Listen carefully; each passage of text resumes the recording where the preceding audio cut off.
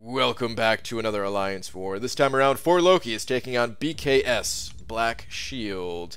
I've been assigned Path 5 for this war, which means I'll be taking in my normal Path 5 champions, which is Medusa, Black Bolt for the synergy, and then Stark Spidey to deal with the kinetic reactor node.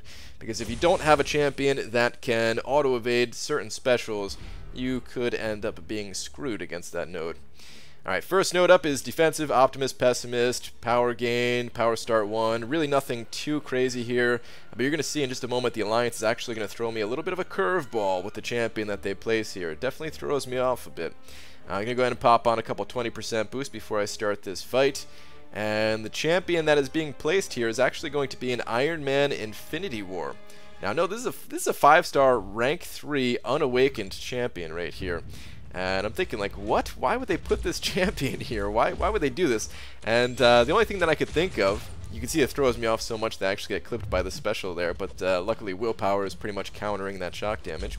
But the only reason I could think as to why they did this is maybe to be a little bit sneaky, a little bit tricky, and make us think, oh, if there's an Iron Man on this first node here, maybe they don't have a more powerful Iron Man to throw somewhere else. They just wanted to include him for diversity.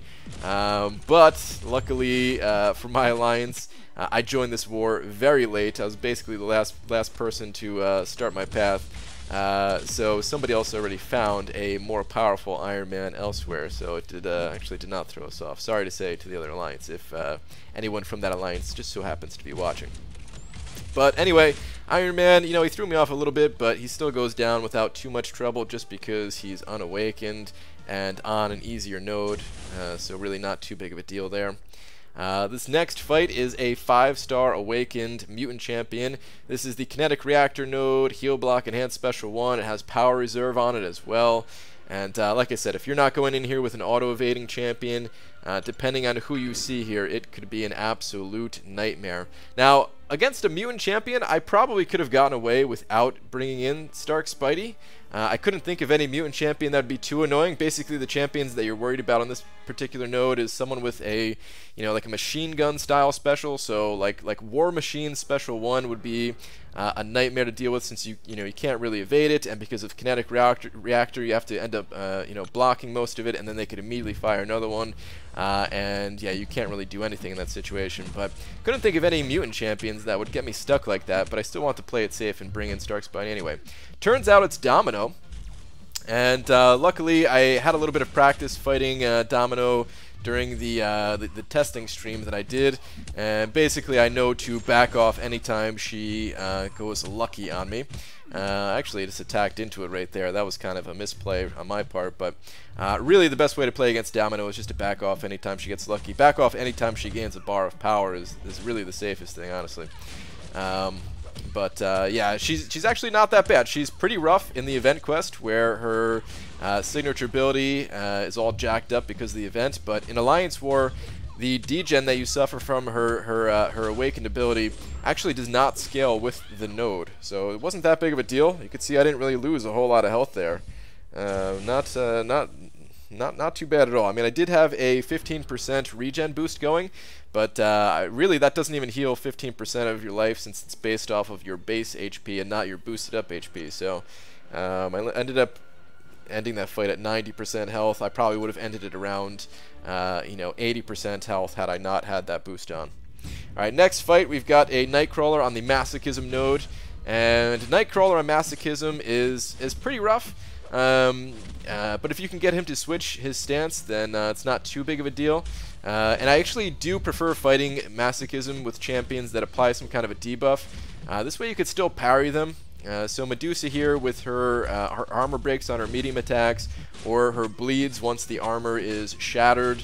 I think it actually helps out quite a bit, because then you do have those opportunities to parry a bit more often than if you had to use if that was the only way of triggering Masochism was your parries. Then I'd probably be playing this guy stun immune style and baiting out heavies and that kind of thing. But get him to switch. And from there, the fight is pretty much under control. It does take a little bit longer than the average fight, just because he is getting that healing from Masochism every what is it, 5 or 7 seconds, something like that. But anyway, he goes down. Doesn't really matter. Nightcrawler's done with. The next fight up we have, actually it's Huge Pants. it's Huge Pants, who is kind of known in the community right now.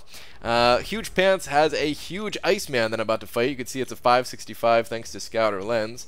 And I'm going to go ahead and look at his profile in just a moment, and you'll see that it's actually a 565 signature 200 Iceman. So as nasty of an Iceman as you can possibly get at the moment.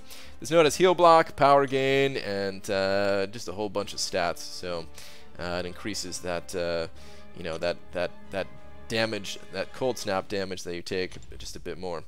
But, you know, I'm going to go ahead and slap on a regen boost just to make sure that I can survive in case I get hit by an ability or something like that. Plus, I figure, you know, if I'm going to be healing up after this fight anyway, I might as well save a potion and just pop one of those regen boosts instead. So away we go, and you can see, man, yeah, I'm taking 802 damage every half second from that cold snap. I mean, the whole thing about Iceman is if you go in with a champion that's a little bit under-leveled and you don't have a way to counter that damage, then Cold Snap is really nasty. But you could see, you know, a 565 champion versus another 565 champion. I got through it, and it didn't take away that much of my health. So yeah, I'm at 73% now. Once that regen boost finally finished, I'm just gonna try to bait out these special ones. Play this the same way that I played the Iceman boss that I took down in a previous video, where I'm just trying to bait out special ones as best I can. Not really push them to a special 2, just 'cause I feel more comfortable dodging the special 1, and just getting some clean hits. When he has armor shattered, he definitely takes a lot of damage. Plus, he can't gain his ice armor, so I can parry him if I really want to. But because of the power gain on this node, I usually don't actually have to. He's pretty much always at a special that I can bait out. Ooh, get clipped at the end there, but luckily I'm able to finish him before all of that damage sets in. Because yeah, I don't know how far that would have taken me down. It might have taken me down to about like 40% or something like that.